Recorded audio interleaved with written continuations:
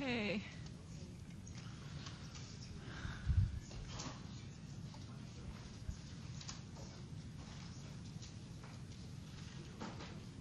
Okay, we're going to continue our discussion about Roman art. And today we're going to talk about the early and high imperial period. This is a period that begins really with the reign of Augustus. And you'll recall from our very first day of class that Augustus was accredited with securing a very important peace accord, which is known as the Pax Romana, also sometimes called the Pax Augustus. It's basically a 200-year period where Rome undergoes little expansions and focuses more on the interior needs of the empire, focuses on infrastructure, building up the city of Rome. These extraordinary aqueducts are built at this time, and a focus on the focus moving away from that ever-extending expansion. Here, of course, I'm showing you a portrait of Augustus as a general. This is from Prima Porta, Italy. It dates to the 1st century and is a copy of what was a bronze original casting. Here we see Augustus as eternally young, as he looked when he was 19 years old and inherited Julius Caesar's throne after his assassination. He was picked as his successor.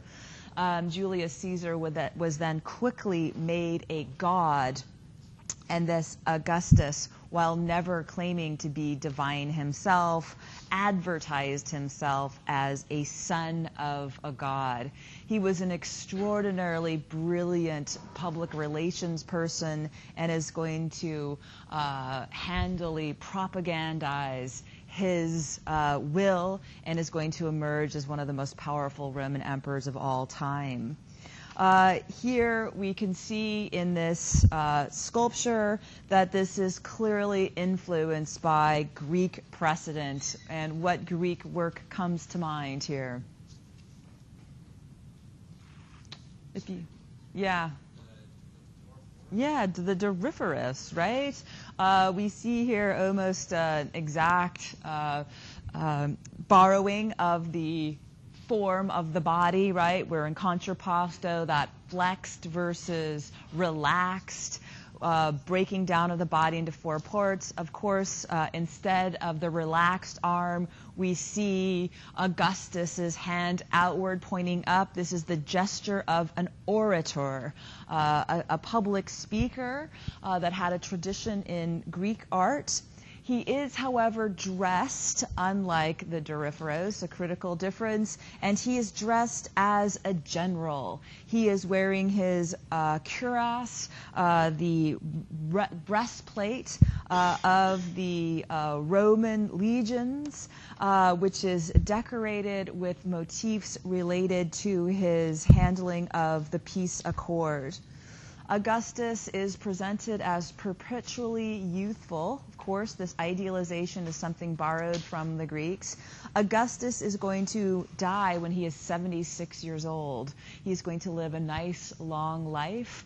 Many of his accomplishments will appear later in life, but he is ever cast as this youth in that Greek tradition. Statuary like this is going to be used to kind of perpetuate this kind of cult of personality around the singular ruler, and emperors in the future will continue this practice, and we're going to see ever kind of aggrandized sculpture be part of the program of these emperors. And it's one of the kind of challenges of the Roman emperors is that they have to ever ingratiate themselves to the populace, and so with kind of ever grandiose building projects to stay in the good graces of the population. Yeah.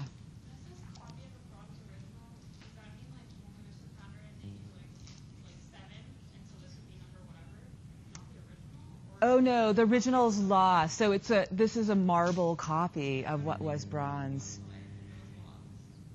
Oh, they had it originally, but that sense has been lost through. They're all the bronze, because of the material, were really valuable. So as soon as someone would conquer the area, they'd take all the bronze statuary, melt it down, turn it into usually weapons. And so a lot of the statuary, particularly we know, are through the copies of the bronzes, because they were made wide copies, right? Oh no, from the period. Okay, from the period. Yeah, so we'll see that. Hopefully we'll get up to the villa, and there's lots and lots of copies. It was, the Roman Empire was vast, right? And so when there would be a statue like the Polykleitos, right, which was originally a bronze, was copied hundreds of times and was placed. Yeah, everyone wanted one. Yeah, everyone wanted one. They were found in private homes of the elites. They were found in baths, like Lysippus's work were widely copied throughout the Roman Empire. So they were well-known works. Many people would recognize these.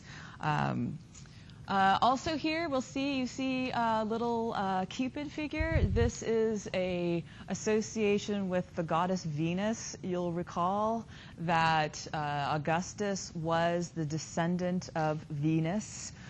This is due to his lineage that harkens back to Aeneas, the son of Venus. And we talked about the very first day, but he is going to commission the poet Virgil to write the Aeneid, the life of Aeneas, as a way of kind of propagandizing his divine associations. Here is the Arapaxis Augusti, the altar of Augustan peace that was produced in celebration of the Pax Romana Peace Accord, a monument devoted to the concept of peace.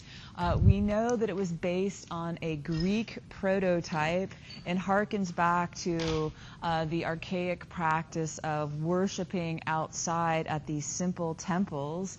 This was something that was done in Greece and is in Rome as well. It was originally placed in the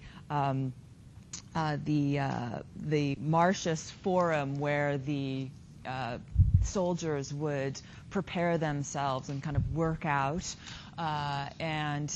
It was a big deal. A large procession was held, and as this was dedicated by the Senate, you'll remember it was commissioned by the Senate to give thanks for Augustus's great gift of peace to the entire Roman world after his victories and then contract that he made with Spain and Gaul.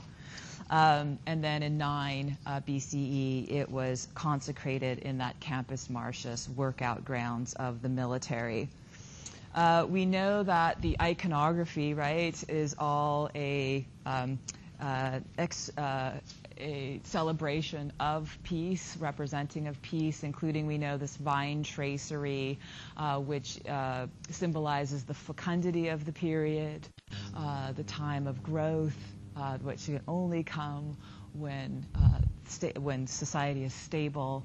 And then, of course, allusions to the goddess tell us the Mother Earth with her children, Pax and Ceres on her lap, and then the winds, the mantles blowing behind. This is a natural world that is in order, and all is well, with the, of course, allusion that this is thanks to the endeavors of Augustus. A very important component on the north and the south side of the Arapaxis Augusti is the specific representation of the ceremony of the inauguration of Augustus. The south side, which we are looking at here, is the procession of the imperial family. And here we have a work that we know is reminiscent and directly influenced and meant to symbolize and quote the great Parthenon frieze of the Panathenaic Games, which we're seeing, procession that we're seeing down below. What the Romans do, interestingly, is they take basically the same format, but they here hearken to the very specific political event of the inauguration of Augustus, and then they place recognizable figures from the royal family in position. Figures like Agrippa, who was the son-in-law and minister, war minister for Augustus here. He has a cloak over his head, symbolizing the fact that he is engaging in a religious ritual. And then Livia, who is Augustus's wife, is also represented as well. So we get this, as we know, this kind of interest in the Romans for individualization, portraiture, not the kind of idealized eternal figures which are part of the Greek style. Also, we see the inclusion of small children. This was in part because of Augustus's desire that the ruling elites will have larger families in order to expand his dynasty, basically. They were given huge tax advantage breaks if they would have large families, and this is to expand his own power base. So very much a kind of calculated plan. We talked about already the way in which the quotation of the Parthenon marble here was very much in keeping with likening of himself with the great Athenian Golden Age, an age of democracy and republicanism, that this was what he is attempting to convey, although we know that he was had emerged really as the singular leader of Rome at this time as he was making this transition to an emperor, while all the while still alluding to the democratic process. We know, right, this is the moment when the Roman world was shifting from a republic to an empire. I just want you to realize that the Athenian Golden Age lasted for only 50 years. The Roman Republic lasted for 500, even though the Greeks, as the first, kind of get all the credit. We also talked about long ago that this was a work made out of marble. This was a locally mined marble, the Italian Carrara marble, which Augustus begins to mine with great gusto. And in fact, he is going to attempt to make the city of Rome like the Periclean Athens by refacing and rebuilding, a huge campaign of buildings using the material of marble to liken it to the great Greek past. A good example of that is seen here at the Maison Carrée in Nîmes in France. I want you to draw your attention here to the left. Part of Augustus's program was the rebuilding of Rome in the Greek mode with the use of a large amount of marble. He is going to build himself a large forum upon which a large temple devoted to Mars the Avenger, the personal god of Augustus, was placed front and foremost. However, this temple has been ruined and remains only in a state of ruin. But shortly after the Temple of Mars the Avenger was built, that same architectural team moved on to Nîmes and built this temple, which is now known today as the Maison Carrée, and it gives us a good idea of Roman temple architecture from the period. You'll recognize it's not that different than the Temple of Portunus, the same basic format, which the Romans are going to follow, the large pseudo-peripteral temple, right, where we have a colonnade, a portico in the front, here with a colonnade and then these pilasters down the side, these engaged columns. The Romans are going to have a love of the Corinthian order, Here I officially want you to know it. Here it's this more slender column with the plant-like forms at the top. This will be something seen widely. They love the fine ornamental quality of it, which is kind of considered the showiest, flash, most bling of all of the different orders. And this is what the Romans go for. They are interested in a sense of proportion. The portico of the building is about 1/3 the size of the length. They're not as oriented, as we already know, towards the kind of sculpture in the round aspect of Greek temple. We see here a clear front area. The Maison Carrée is the perfect example of what will become known as Vitruvian architecture. Vitruvius was a Roman theorist and architect who wrote the 10 books of architecture. He is a key term, so I want you to know him. In his treatise, he argued that architecture must be strong, useful, and beautiful. And he believed the best example of this was the use of the Greek architectural orders of the Doric, Ionic, and Corinthian columns. That by using these columns, this added a sense of proportion to the building, which ultimately would be based in the proportions of the greatest work of all, art of all, of course, the human body. So he was very much influenced by the Greek understanding of the body. Vitruvius, of course, will be in his writings are going to be rediscovered during the Renaissance in the 15th century, when Leonardo da Vinci very famously is going to discover his writing, and he is going to do his famous drawing of the Vitruvian Man, where we see man being the perfect proportion center of the universe, as he noticed that when man has his hands out in all directions, he makes the perfect circle and also out the perfect square. This is all based on Vitruvius's theories that he was writing during this period. Part of the reason he was arguing these theories is that this was also a time of great other types of architectural structure.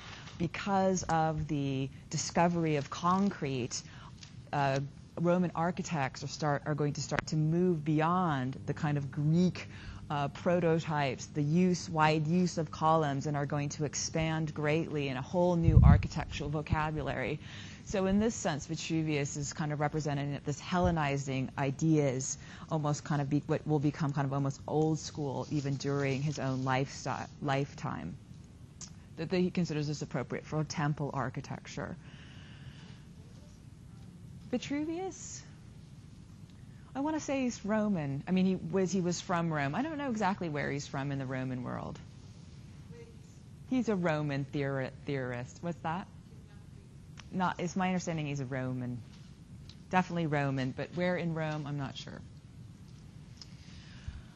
This are really the type of functional architecture that the Romans are so famous for. These culture are extraordinary in their practicality and engineering feats. We see them build extraordinary structures like this aqueduct. They become basically masters of the aqueduct, which is going to bring water from mountains to cities all across the empire. This one in Nîmes is going to bring water over 100 gallons a day to Nîmes from a source 30 miles away. And most of the time, the aqueduct is going to flow right above the ground. But in areas where we have these large valleys, they are going to have to span the valley in order to keep the water moving. And unlike today, where we have electric pumps that pump water through our aqueducts, they are going to have to do it with gravity alone. And so in the 30 miles of pipe or ducts or whatever, they are going to have to ever very slowly decline in height. It's going to drop 56 feet over the course of 30 miles to move the water into the city. This was an extraordinary feat. This particular spanning, this is going to take 3 years to build. They estimate about 1,000 workers worked on it. That's kind of the secret to the Roman style. There's no end to the workforce that they have at their disposal. So they're able to do things that no culture had done before. They are going to become masters of arch construction and use it widely. This is a brick structure, but we're also going to see them use the arch construction widely in concrete as well. You can see they basically divide it into 3 rows, right? And they're going to use different spans of arches on each of the sections. The way an arch works basically is they have an odd number of voussoirs. These are these stones spanning the arch, and then they build them up on either side, holding them in place with wooden scaffolding, and then they put the keystone in the middle, and the keystone will then spread the weight-bearing load across the arch. And this is kind of an extraordinary, effective, yet simple structure. This is something that the Romans basically create and use widely. Prior to this time, as I mentioned yesterday, architecture was very small, kind of dark, heavy with enclosed spaces, and with this kind of system, they are going to expand their structures quite significantly.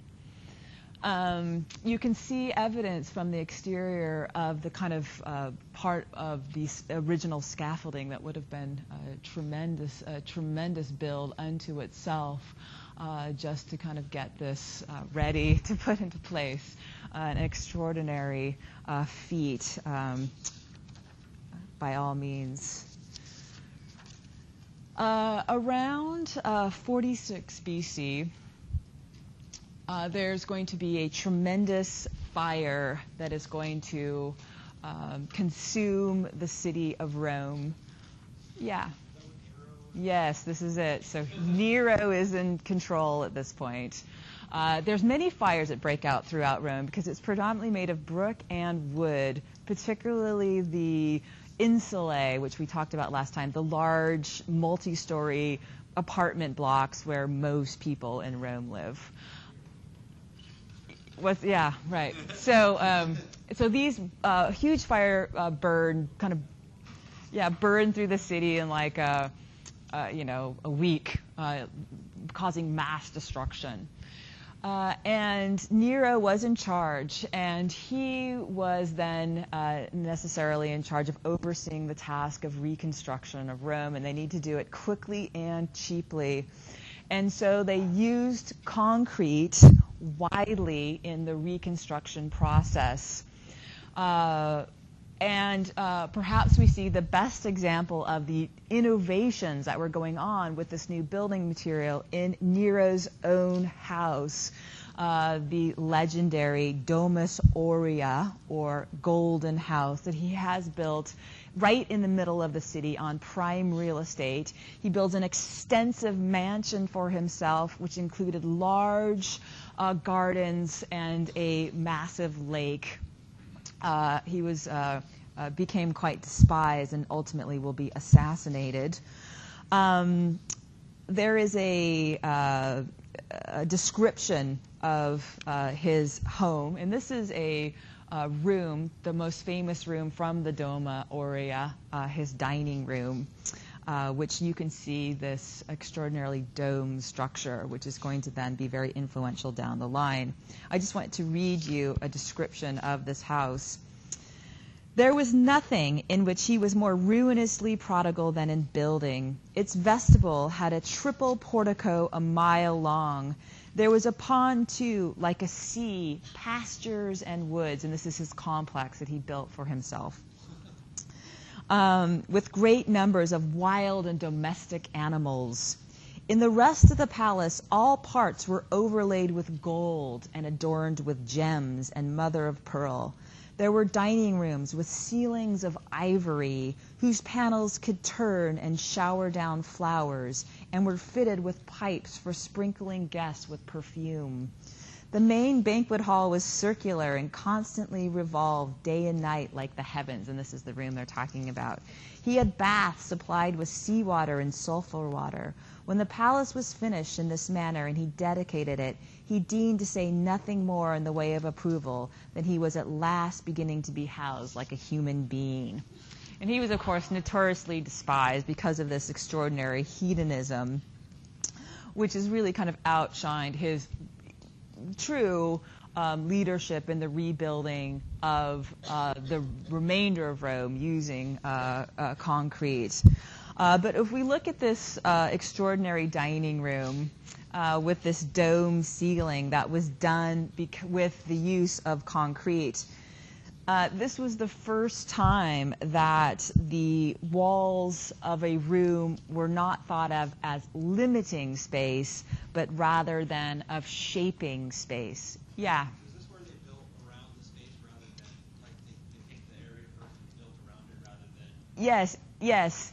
And then an important part of this was that there was a sheaf on top of the dome that was then turned with a crank by slaves that then turned, and it was painted with the constellations that was kind of constantly in evolution around the sky. Yeah. Do you mean the constellation is also a dome within the dome? Yeah, so no, well, that's a dome. So it was a dome here. It was turned by within this. So you can imagine here there was like a sheath on top of it that was then turned with a crank. And then, yeah, it was obscene, but extraordinary. Like, if you can think about what we've really looked at in terms of buildings, like imagine to even go into a cella, right, which would have been a dark space. Here we see a round domed room with a large oculus in the center, allowing light to pour in, a sense of height above the head, an extraordinary change in conception of architecture. And this is going to be something that the Greeks are going to take, the Romans are going to take to all new, heights in the next decades. Not only this, they're really smart and engineering-wise. They had water ducts running underneath the floors, bringing heated water as a way of heating the rooms. All sorts of kind of innovations of this time. It was the kind of building the most high-tech advancements of its day. Nero is going to be assassinated. And no surprise there.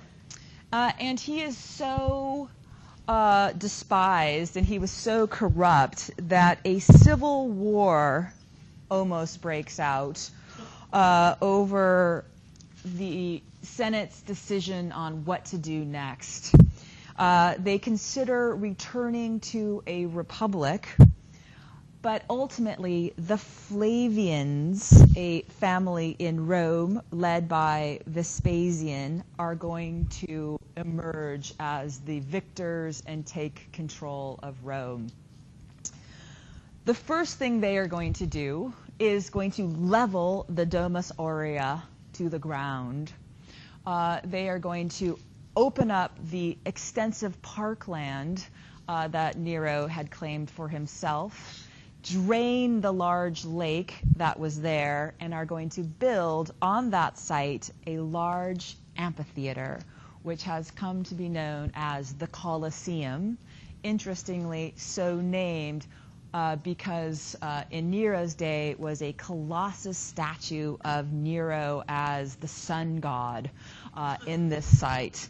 So this was a marked political move by the Flavians to basically undo the hedonism of the Nero period and ingratiate themselves to the Roman people. Yeah. I don't remember, but is the Colosseum considered one of the 7 wonders of the world? There was recently a vote, right, of the 7 wonders, and I don't know if it made the modern list.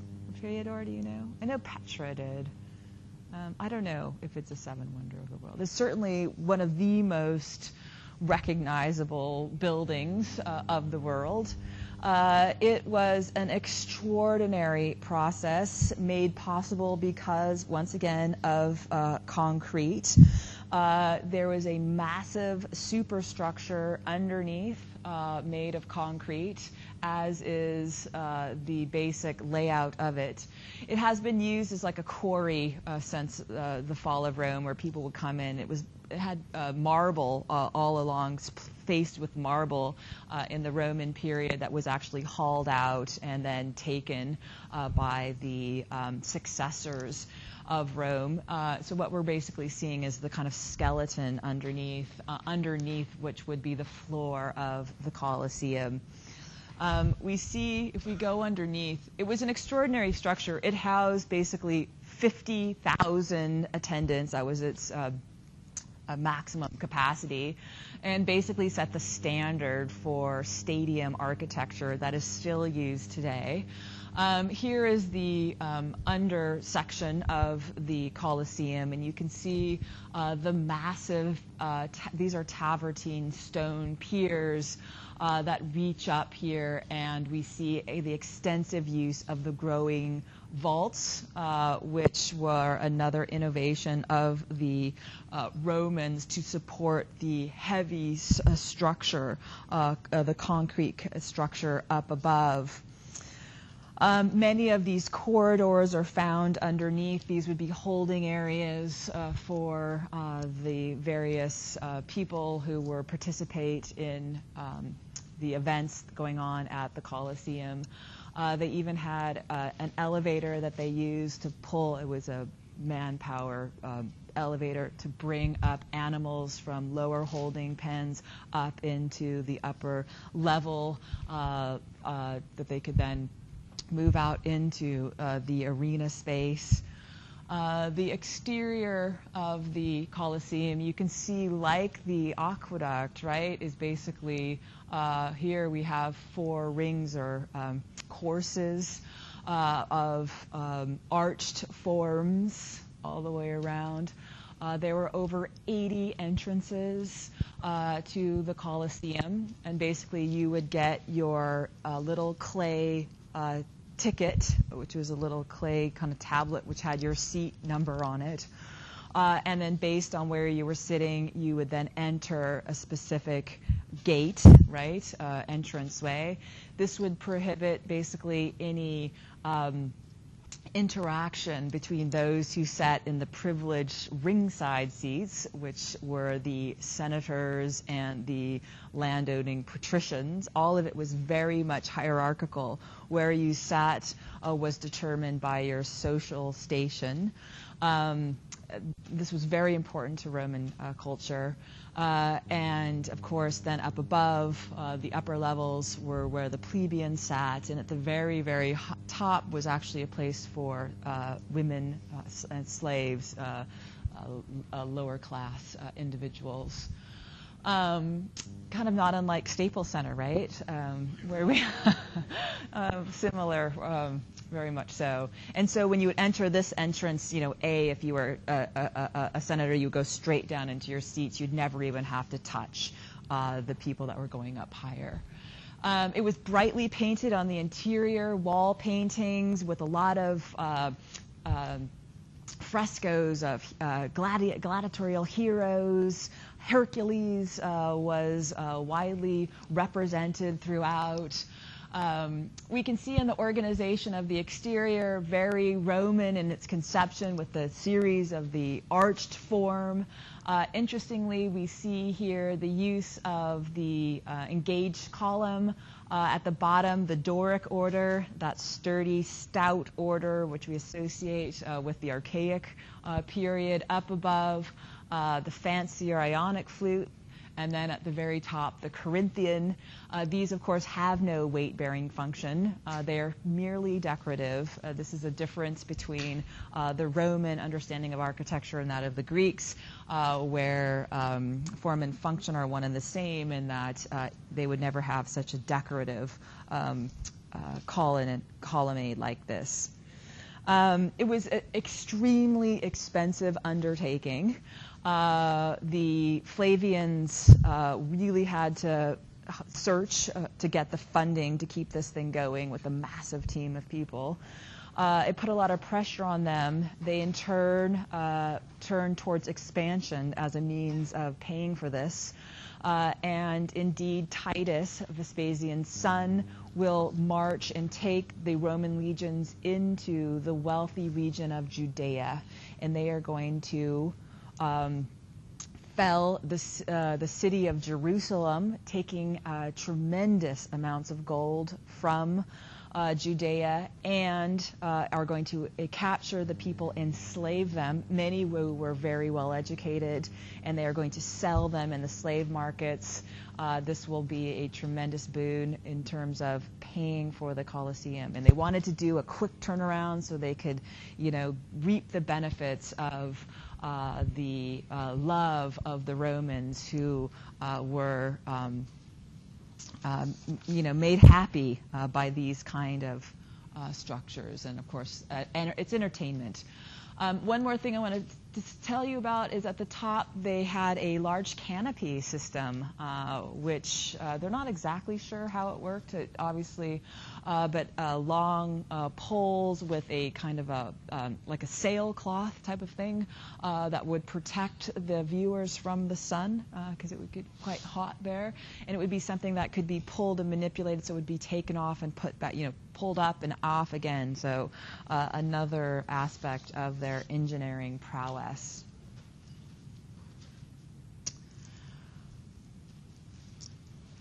Vespasian's son Titus is going to be the one that's going to get the credit for the invasion of Judea. He is going to die, and his around 81, and his incompetent brother Domitian is going to take control of the Roman Empire, and is going to have this triumphal arch built in honor of his brother, who upon his death will become a god. And this will be the kind of the way it rolls for the Romans. The emperors do not claim to be divine themselves, but the family coming from families of the divine. Yeah, later down the line. Here is the Arch of Titus on the Sacred Way, on the way to the Roman Forum. These arches were widespread. They were used by the emperors as a mean of propagandizing the accomplishments of the families. And here we see, and a good example of one, the large arch. These were made of a concrete core, then faced with marble. We see basically the arched form with the engaged columns, then hold up what is called the attic up above, here with an inscription dedicating the arch to Titus. We go through the arch, and originally it had this extraordinary chariot sculpture on top, which has been lost. You can see in the spandrels here, winged victory, heralding with trumpet the success of Titus. We go inside. Underneath the arch are coffers, these sunken panels that decorate the interior. And then in the center here, difficult to see, it's in kind of ruined state, was Titus' apotheosis, his ascendance into the heavens on the wings of an eagle. Down below, in the area that people can easily view, we see here the spoils of Jerusalem, two relief panels that represent the triumphal parade of Titus down the Sacred Way after his return from Judea and the Jewish wars, carrying the spoils. And you can see here the large menorah being carried. It is represented in perspective with very high relief. It's heavy on the backs of those soldiers, symbolizing the importance of the candelabra and, of course, its wealth and the prosperity of the Jews. It was also at this sacking that the Romans took the Ark of the Covenant. For those of you that remember that from Raiders of the Lost Ark. And many very important treasures. This is, of course, was a real low point for the Jews, marks the beginning of the diaspora, where they wandered the world homeless until the institution of Israel after World War II. On the other side, we see a panel of Titus here. He is on a chariot intermingled with gods. We see Anos here, the bare-chested god of honor. This is the first time we see the intermingling of divine and human figures on a public monument.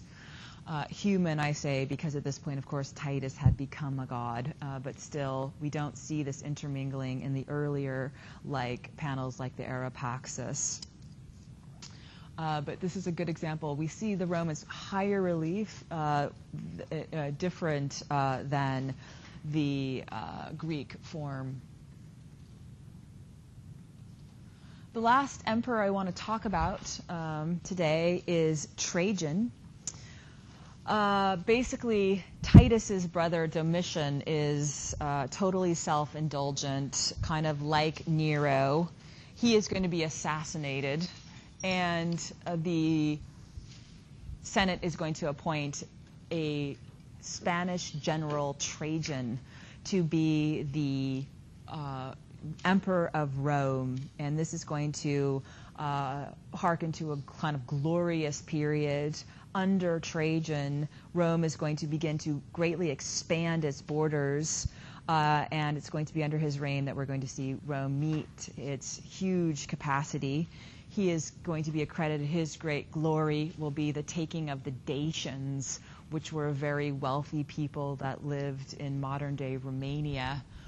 He's going to conquer them, take two great victories over the Dacians, and he's going to take a tremendous amount of gold and metal, and he's going to take that wealth and build, what else, but a fabulous forum devoted to himself and his conquest of the Dacians. Right next to Augustus's forum, he's going to squeeze in his own huge civic center. You can see it looks a little bit different, right, than what we see in Pompeii. What's happened?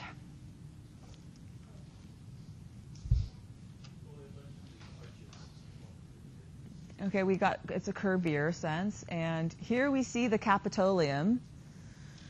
And we see this has now kind of bisected the forum. And this is a basilica, okay?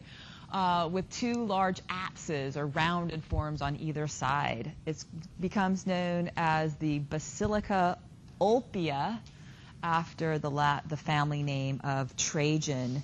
This huge basilica is going to dominate the forum. It is not a religious temple, but rather is going to be a structure for business and bureaucratic affairs, which is interestingly going to take precedence at this time.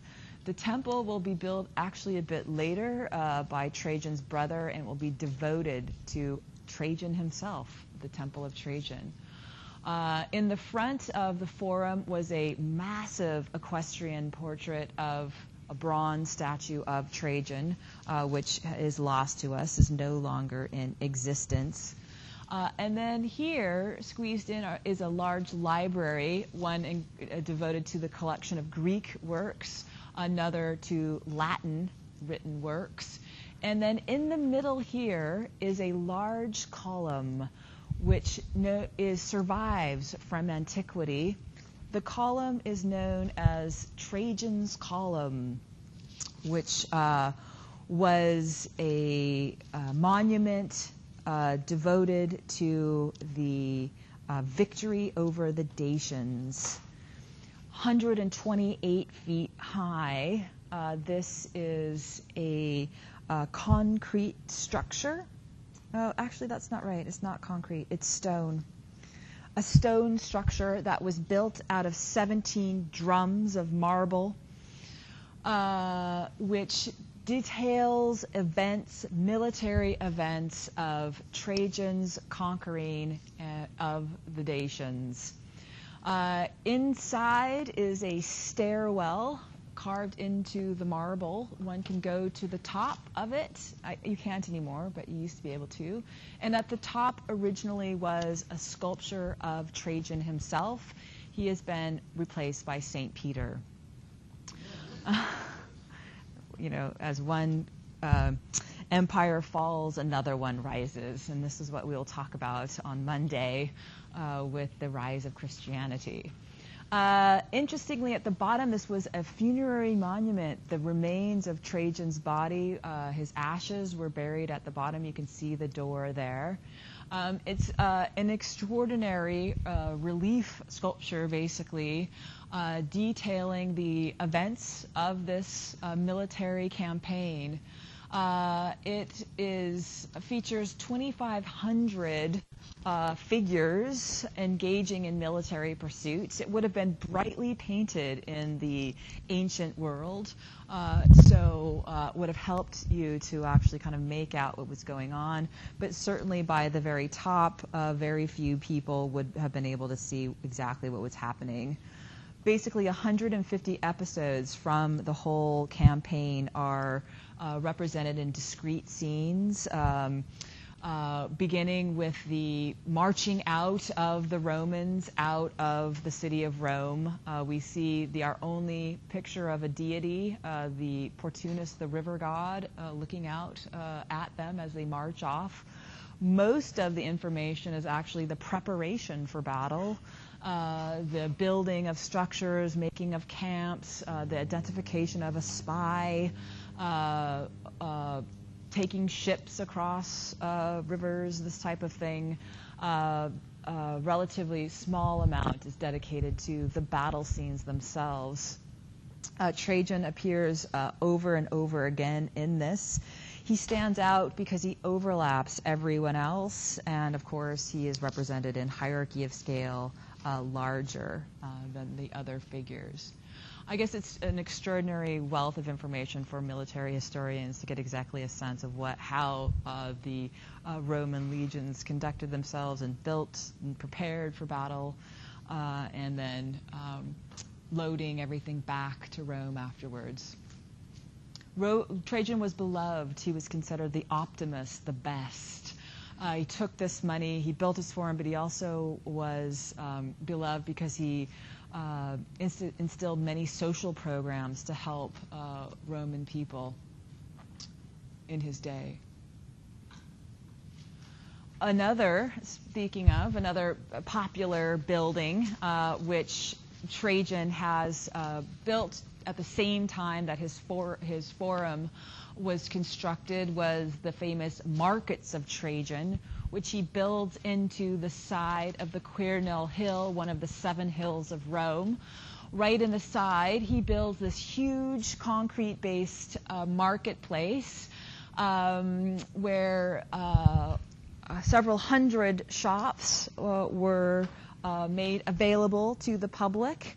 You can see here in the large central hall of this shopping mall a 28-meter high ceiling, which is basically the same size as most malls, like the Santa Anita Mall or whatever today, and you can see just how similar it is. The use of these large growing vaults to create large open aerated spaces with plenty of light coming in.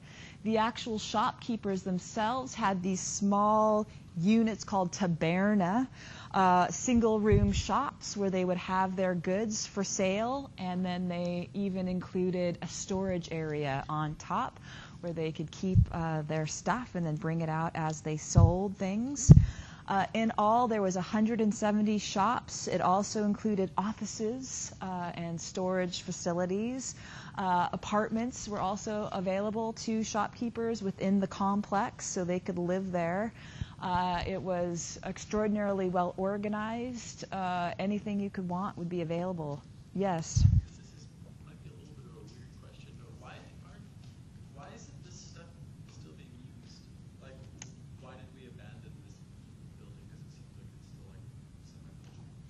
I think it's not very well functional. My memories of this is it's, you can't even really go inside. It's, I don't know. I mean, I appreciate that concept, but I don't know.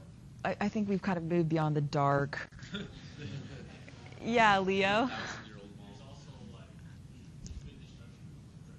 Yeah, and it's been picked over forever, It's, but it's kind of a cool concept, right? Maybe some developer someday can rebuild it. Yeah, Tommy. Oh yeah, probably. No electricity. Yeah. Well, there was a form of plumbing in the Roman world. That was something they were actually good at. There was water available to everyone. Yes, wealthy houses did have were plumbed, but not everyone. No. Yeah, quite extraordinary. I think. I think there's one more work I want to show you. This is Trajan's, The Arch of Trajan. It's not a key work, but it's interesting because you can see how much more information they begin to kind of put on these arches, where they really become billboards here to be seen not just from the interior of the arch, but from the exterior as well. This is covered with key moments from Trajan's life, and they continue in the Titus tradition of having Trajan actually intermingling with gods. In one scene, he's speaking to Zeus. One of the most important scenes from the Arch of Trajan is the panel of the generosity of Trajan, where we see him engaging in giving bread to the poor and the hungry. He really emphasized this aspect of his tenure as emperor, and he was beloved for it. And we can see the extraordinary skill of the sculptor here, who presents us here with the bread. The undercutting is quite extraordinary. We get a sense of twisting and turning and naturalism in this scene. And as we'll learn tomorrow, this is going to be something that Romans begin to move away from in the late imperial period. Yeah. Is it the what?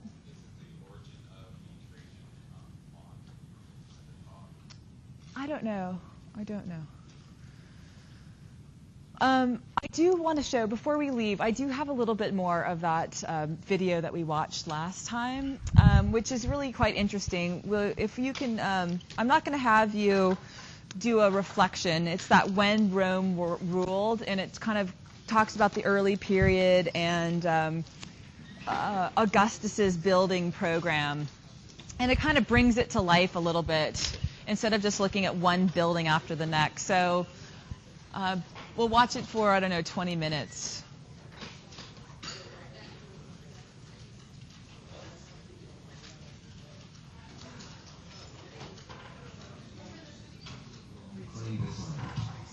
Their city has never stopped evolving. Today, civil engineers are cutting their own tunnels